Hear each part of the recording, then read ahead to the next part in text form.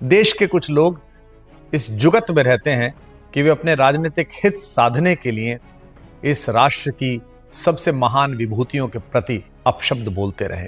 राजनीति अपना कर्तव्य समझे, लेकिन युग के कवि का कर्तव्य है कि वो उस पर टिप्पणी करे।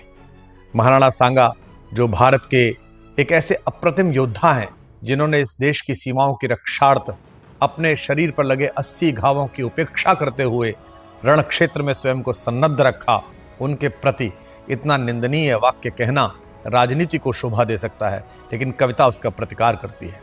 जुगनू की कुछ औलादों ने सूरज पर प्रश्न उठाए हैं, शेरों की मांदों के आगे कुछ ग्राम सिंह चिल्लाए हैं। मेवाड़ वंश कुल कीर्ति कोश जिनके होने से दीपित है, उन राणा सांगा के घावों पर कुछ भुनगे मंडराए हैं। उनसे कह दो अब देश शौर्य की मुट्ठी खूब तानता है, उनसे कह दो यह देश महाराणा की ज्योति जानता है, इतिहास तुम्हारी सरकारों का बंधक नहीं रहेगा अब।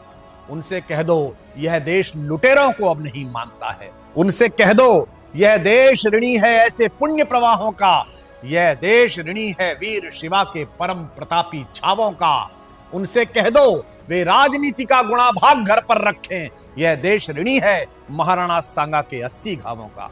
महाराणा सांगा जैसे परम प्रतापी शूरवीर, जो महाराणा कुंभा के पौत्र और महाराणा प्रताप नामक सूर्य के दादा थे, मैं उस पूरे वंश की प्रतिभा को और भारत की अस्मिता के लिए रक्षार्थ प्रत्येक महापुरुष को नमन करता हूं। मेरा आपका कर्तव्य है कि घर के पूर्वज की ओर अगर कोई उंगली उठाए तो हम उसे जवाब दें। जय हिंद।